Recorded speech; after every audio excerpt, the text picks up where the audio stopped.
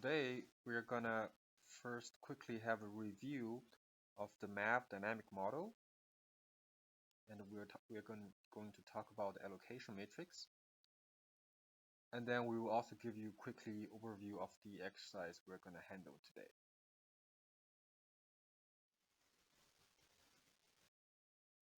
When we describe the dynamics of a MAV, it consists of 12 states. 3 for the position, 3 for the velocity, 3 for the attitude, and 3 for the angular velocity. The time derivatives of these quantities can be described by these 4 equations here. So these two describes the time derivatives of the velocity and angular velocity, which are usually expressed in the body frame.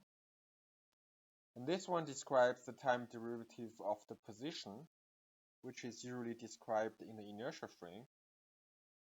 And finally, note that the time derivatives of the rho pitch yaw is not identical with the angular velocity expressed in body frame. They are correlated through a matrix ER, which can be found here. So also, we usually describe the force and moments acting on the vehicle in the body frame. So for example, the aerodynamic forces and moments created by the vehicle itself are often expressed in the body frame, and the gravity force is simply translated from the body frame to the inertia frame. When modeling the actuation of the MAV, we can look at a single propeller first.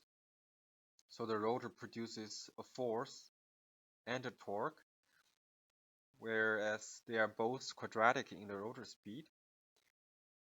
And especially note that the torque always acts in the opposite direction of its spinning direction.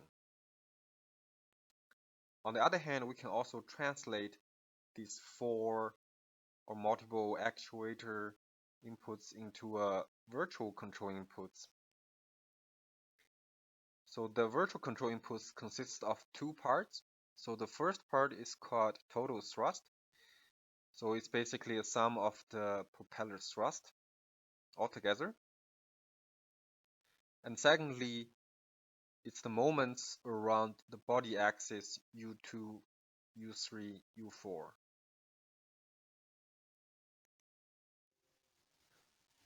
So we can write down a relationship between the virtual inputs and the square of the propeller speeds stacked into a vector.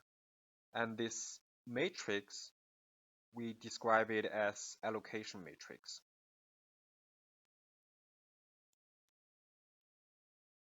Here we give an example of the allocation matrix for a quad rotor. So if we look at the allocation matrix, each column of the matrix describes the contribution of the associated rotor.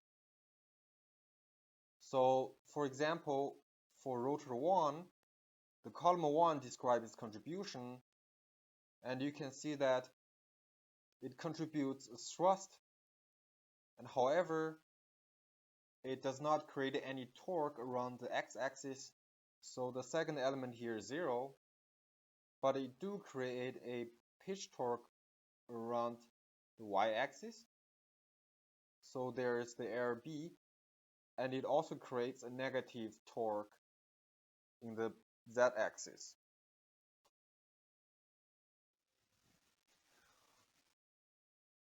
Of course, we can generalize this concept to any multi-rotor system. As you can see here, for a hexacopter, for example, this rotor creates both a torque around the y-axis and x-axis, as well as the z-axis.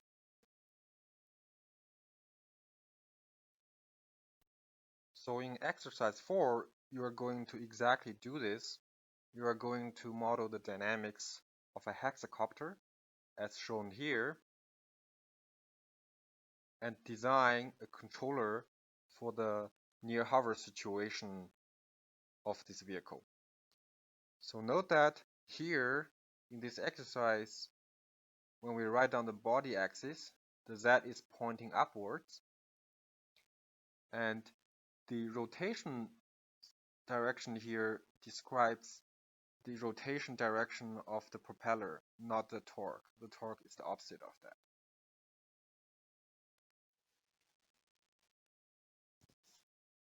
Furthermore, you will have to design a controller for the control of the hexacopter.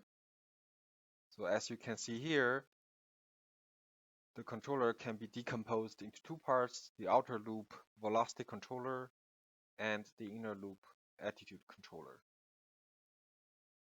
So the attitude controller is the PD controller we learned from the lecture.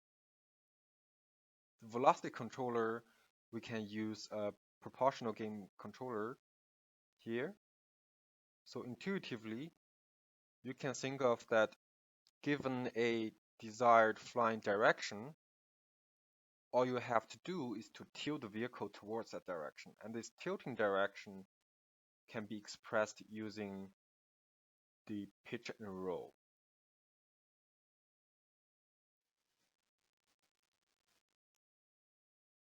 So the more detailed description can be found in the exercise material uploaded on Piazza. And tomorrow we can answer your questions during the online session.